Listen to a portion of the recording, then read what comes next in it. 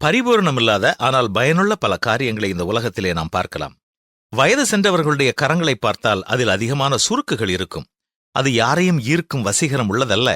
ஆனால் அது நமக்கு சொல்லும் செய்தி என்ன? சிறப்பாக வாழ்ந்து முடித்தவர்கள், நன்றாக சிரித்தவர்கள், நன்றாக பலரை நேசித்தவர்கள். ஆற்றுப்படுகைகளில் அல்லது சில கடற்கரைகளில் கிடக்கும் கூழாங்கற்களை பார்க்க ஒன்றுபோல் இருக்காது. என்றாலும் அதனுடைய அழகே தனிதான். சிலருக்கு குறிப்பிட்ட பல பொருட்களை சேர்த்து வைக்கும் பழக்கம் உண்டு. நான் ஒரு நாள் ஒரு வீட்டிற்கு சென்றிருந்தேன்.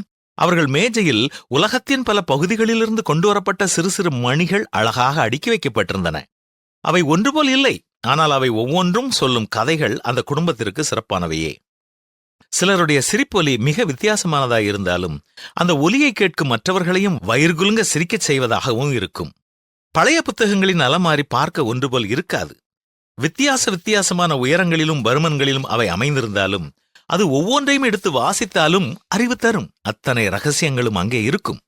வைரத்திலுள்ள குறைபாட்டினால்தான் அது அதிகம் மின்னுகிறதென்று உங்களுக்கு தெரியுமா? குறைகளால் ஆன மினுமினுப்பான பகட்டு உலகில் நாம் வாழ்கிறோம். தங்கள் வாழ்க்கை துணை, தங்கள் பிள்ளைகள், பெற்றோர் மற்றும் நண்பர்கள் யாவரும் குறையுள்ளவர்கள் என நம் எல்லோருக்கும் தெரியும்.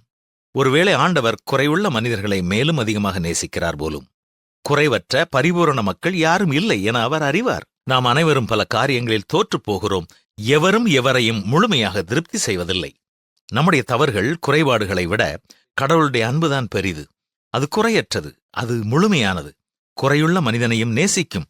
அந்த குறையற்ற அன்பை புரிந்து கொண்டு அதன் பிரதிபலிப்பாக நாம் அருகிலுள்ள குறையுள்ளவர்களையும் நேசிப்போமா? அன்பில்லாதவன் தேவனை அறியான்.